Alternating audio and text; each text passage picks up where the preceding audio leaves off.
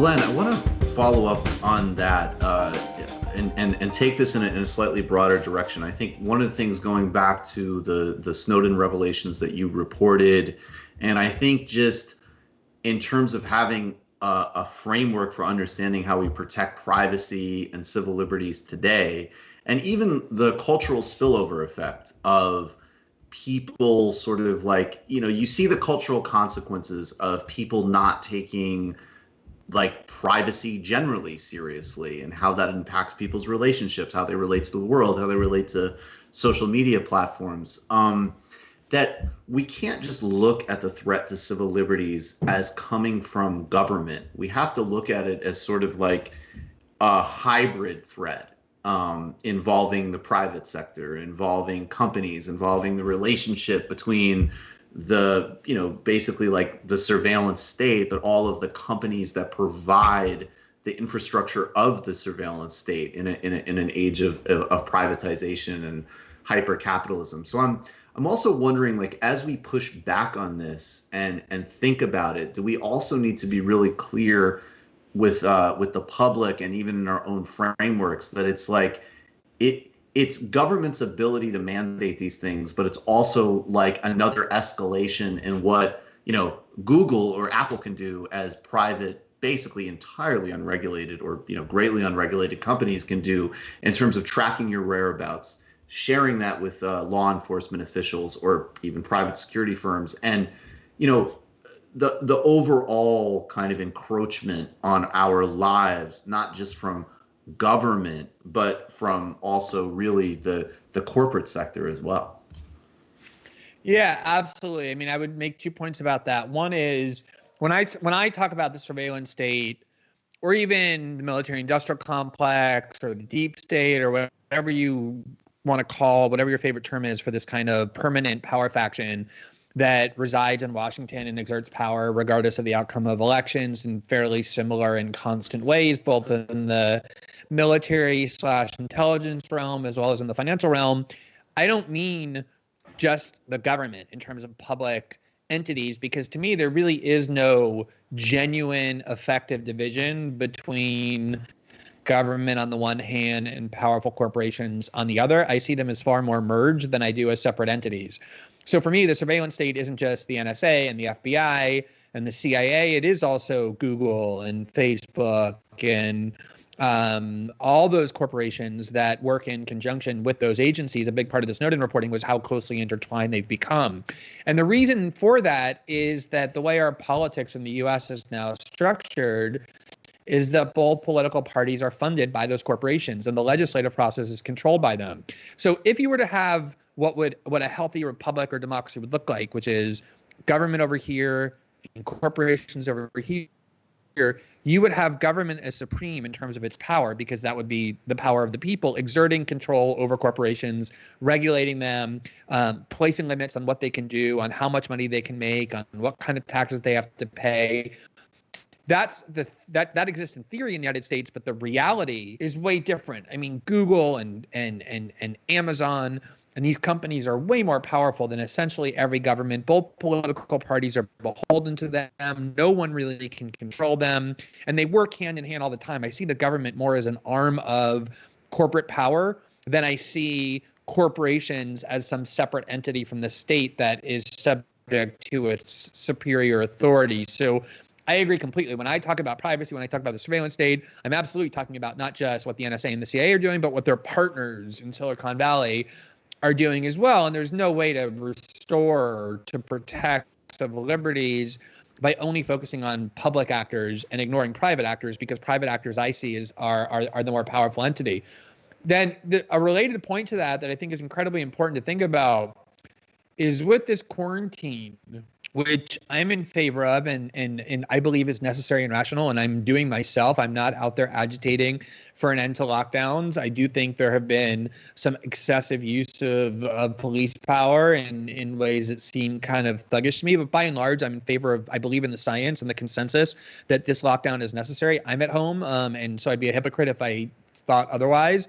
But one of the effects of it is that we're now living our lives more digitally than Right. ever before. We were already living our lives incredibly digitally prior to this pandemic, working online, communicating online, living the major part of our lives, even like intimate, private parts of our lives online that have affected us psychologically. And as a result, depression has been increasing, anxiety disorders, addiction, suicide. There's been lots of research about the effect of the internet and its pervasive effect in our lives on that. But now we're doing that more than ever. So other than the people with whom we're sheltering in place, essentially all our actions are now digital. All our interactions with other people are now digital, which means everything we do in the day goes through Skype that we're using now, or Zoom, or Facebook, or Instagram, or Twitter, which means that we've placed more of our lives than ever before in the hands of these corporations. And as somebody who has done a lot of work over the years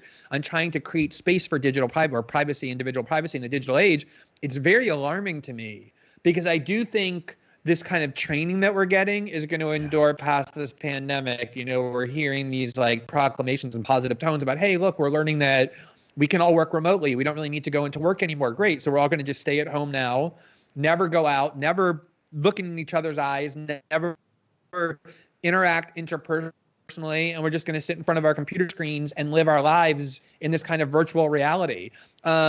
It's certainly the case that we're doing that now, and it's making individual privacy extremely elusive. Yeah, it's so important to touch on that, because it's a great way to divide people and prevent them from, engaging with one another, organizing with one another, and creating groups that fight for things that we need together. But what I want to just quickly go back to what you said about this marriage or collaboration between the government and these massive tech companies, because I see that marriage as part of the problem when it comes to encouraging people to stay home. So you alluded to this a little bit, but I want to kind of like suss it out a little more. So one of the best ways, I would argue, to persuade Americans to stay home and not go out is to take care of them and their fundamental needs while they're isolated, self-quarantining, doing what they're supposed to do, following the guidelines.